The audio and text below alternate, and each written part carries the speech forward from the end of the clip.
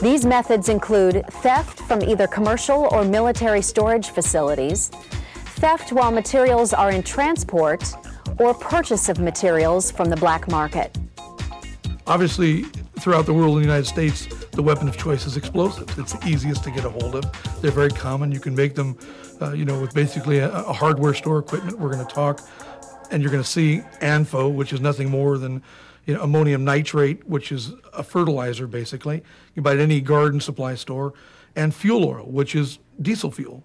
It's 94% ammonium nitrate, 6% diesel fuel mixed together with an explosive charge, and there you have the Oklahoma bombing, just a small moving van full of fertilizer. That was a small van. So what we're going to see here most likely is those types of explosives being used. They're easy to attain. If you could explode a van full of fertilizer with diesel fuel, you can get a van anywhere, you get fertilizer anywhere, and you get diesel fuel anywhere.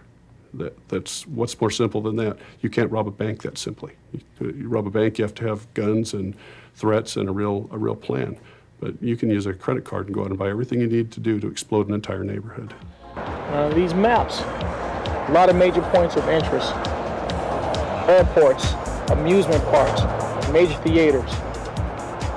We got diesel fuel, at least 40 bags of ammonium nitrate inside the vehicle. Okay, so we've got most of the components that we need to make explosives. We've got an altered passport. We've got two guys that say they're gardeners and don't look like they're gardeners, and we've got maps with possible targets on them. We got a couple of really good FIs on the guys. Let's see if we can curtail them. Remember, coming across individuals who possess materials to construct weapons of mass destruction should always be treated as suspicious activity. Always document this activity and report it to your TLO. On this stop, where you're seeing, two people,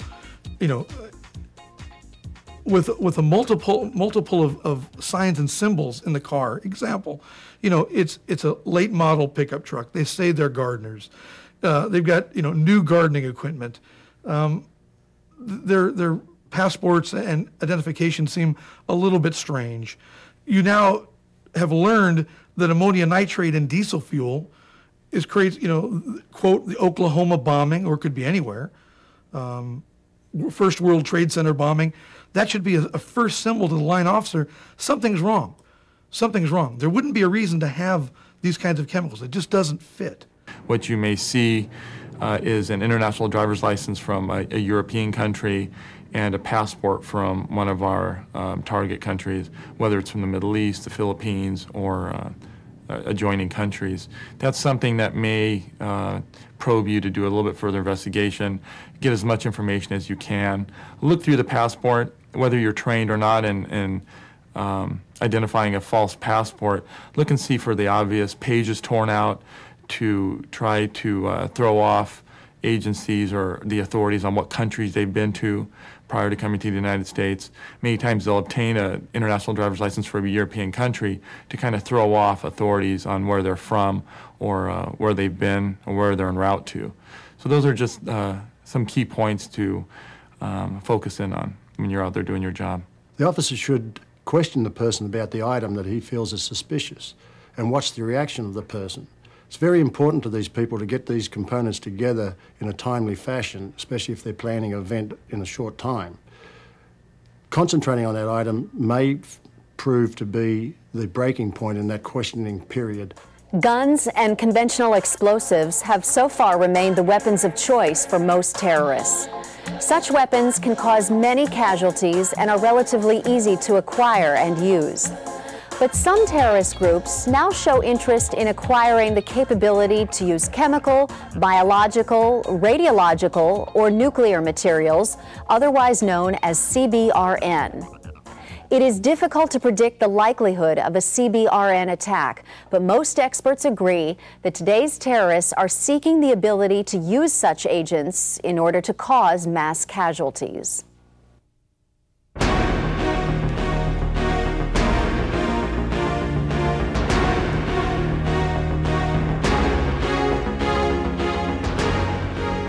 On September 11th, terrorists redefined the term weapon of mass destruction. Up to that point, that term generally referred to chemical, biological, radiological, or nuclear agents. September 11th increased the uncertainties regarding the threat of chemical or biological attacks. Terrorists were willing to commit suicide in these attacks, showing no concern for their own personal safety, which has long been considered one of the barriers to using chemical or biological agents. And most recently, the threat of anthrax has gone from a series of hoaxes to actual cases under investigation by the FBI. Still, these chemical and biological weapons confront terrorist groups with significant technical challenges. While lethal chemicals are easy to come by, getting large quantities and weaponizing them for mass casualties is difficult. Biological agents can more easily be acquired in nature or from medical supply houses, but important aspects of handling and dispersion are daunting. The 1995 release of a chemical agent in a Tokyo subway demonstrated the difficulties that terrorists face in attempting to use chemical, biological, radiological, or nuclear weapons to produce mass casualties.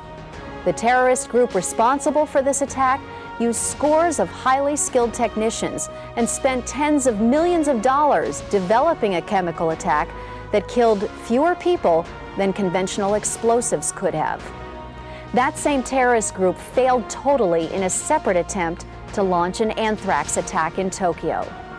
To date, only nation-states have demonstrated the capacity to build radiological and nuclear weapons.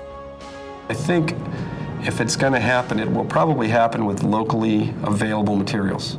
A chlorine gas tank, that any high school with a pool has a huge chlorine tank, that if it gets vapor in the air, you're going to hurt a lot of people. I think that's what they need to be aware of, is the things on their beat that are going to hurt them. Chemical tanks. We have a nuclear reactor in the county. We have all sorts of different manufacturing capabilities. Any manufacturing plant, a chrome plating plant's got cyanide. Those are the kind of things that are going to be more dangerous than a terrorist bringing in a nuclear weapon. I mean, it's possible, yes. I don't know how likely it is, but I think it's going to be more of a what's available on hand for these guys to use, and they're going to use that kind of situation. Terrorists tend to follow kind of a maturity curve, if you will. They may start in their formation times small, as they recruit, as they train, as they build, and they learn over time as their acts tend to mature. They may develop more sophisticated weaponry, both when they can afford it and through, unfortunately, trial and error. One example might be the IRA, or the Provos, the provisional wing of the IRA, and their bombings in Northern Ireland. Much of what we've learned about improvised explosive devices, and much of what we use in our bomb disposal units here in the States, comes from the years of the Troubles in Ireland.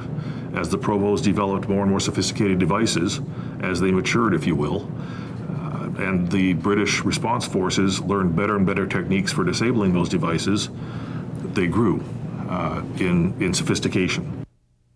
As security professionals, you will in most cases not stop vehicles and make arrests. However, the point of the video you watched is to remind you to be vigilant and suspicious of unusual behavior. Please return to the main menu and go to Activity 6 in your workbook.